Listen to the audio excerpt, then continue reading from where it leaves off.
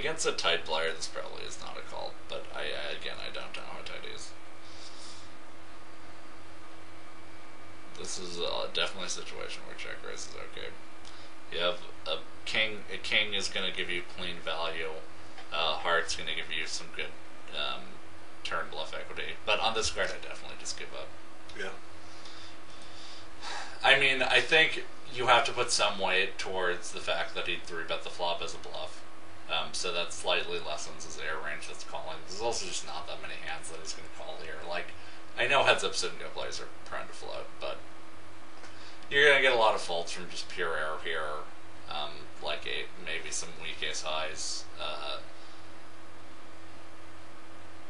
maybe some king highs that you're losing to. So I think the check raise is fine, and you have some decent cards on the turn that can give you bluff equity.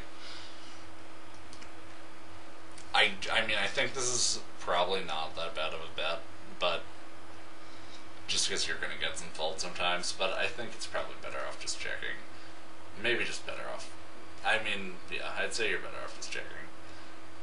I think, given the fact that you bet, well, now he's folded, so this isn't going to sound as good, but I definitely think you bet the river. Like, there's not a lot of ways you can get to the river here as a queen.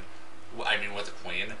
Even if he has a jack here, he's probably going to have to fold this river, because there's just it looks like there's too many hands that could possibly make sense here, even though it's like, what could PHMERC really have here?